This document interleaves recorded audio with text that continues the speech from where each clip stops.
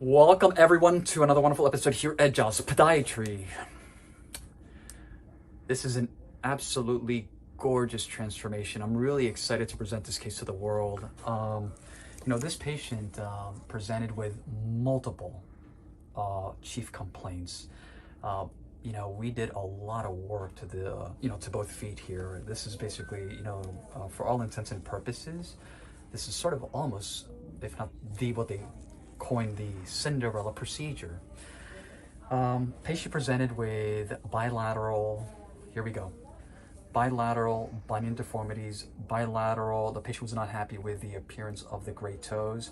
A lot of adipose fatty tissue on both sides, especially on the lateral aspect of the great toe. And I will explain, why we also had to address that. Morton's toe, the long toes, digits 2, number 3 on both feet. On number 4, the fourth toe is deviated, right? It was deviating laterally. It was not, in a straight position. So we also had to address that. We also had to address the talers over here, okay, and also the talers right here as well. So I want Caesar to come around here. Let's take a look first at both feet. So, of course, we're gonna definitely show. We'll integrate the before pictures, and I sort of drew out for all for the world to see. When the patient came in, of course, when we look at the parabola, these two toes, toe number 2 and toe number 3, were out to here, and you guys will see on the picture.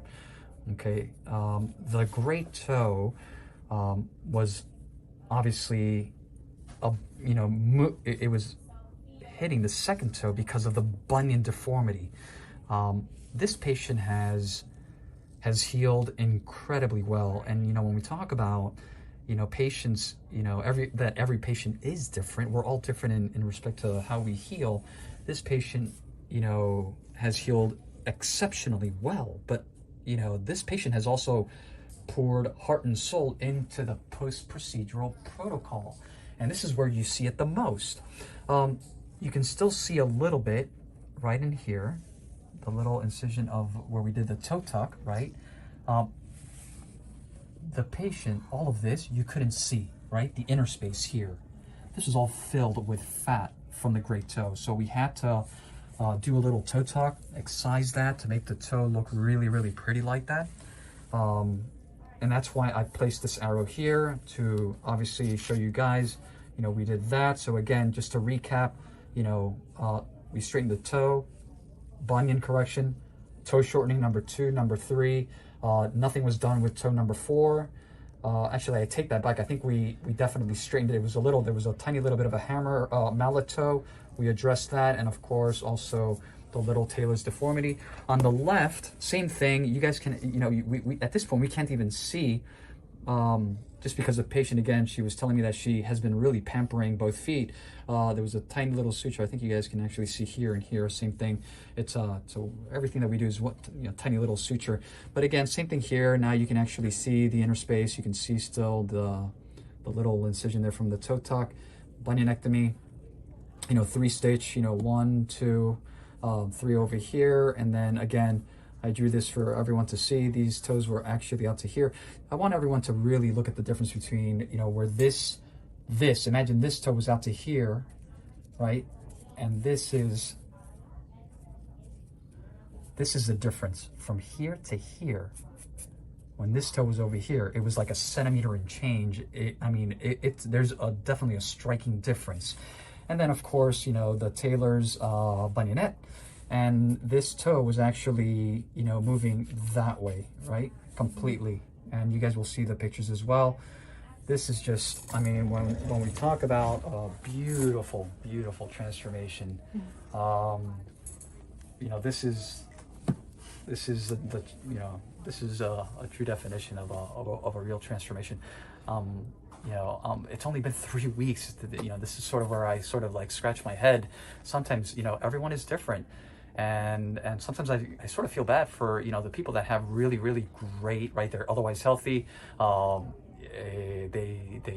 they don't smoke and they don't have any comorbidities, and then they take a little bit longer to heal. And again, that's where it takes us back to everyone is different. But I mean, when we talk about recovery, it's critical. It's definitely critical. It is an investment. Whatever you put in is what you get out. I can continue to talk about this case, cases as such for a long time. This case was performed in an office-based surgical suite under local anesthesia. The patient was away. Patient walked in, patient walked out. The patient is from out of town. And I commend the patient for a lot of reasons. I really do. I couldn't be happier, and I think the patient is extremely, happy with where we're at 3 weeks. It's not like 3 months, and there's barely any swelling, believe it or not. Yeah, the toes look a little bit swollen but this is just like, I'm congested. I'm just kidding. But I'm very happy. We will definitely do, we'll see this patient probably, maybe one more time in a couple of weeks. And then you guys will be able to really see the difference between today, right, at week 3, and then, maybe in another 3 weeks, there's going to be a tremendous difference. But we will continue all the recommended therapies, Okay. I'm sort of like speechless just because it's been such an incredible transformation with so many procedures that were done. But I've always said, the easy part is what we do. The hard part is afterwards, right? The recovery. For all the non-subscribers, subscribe. Make sure that your notifications are definitely on. We will continue to upload educational videos as such. Really important, educate the world that minimally invasive foot and ankle surgery and minimally invasive anesthetic foot and ankle surgery does exist. We will continue to educate the world 1 foot and 1 toe at a time. As always, I appreciate everyone for watching. Have a wonderful day, everyone.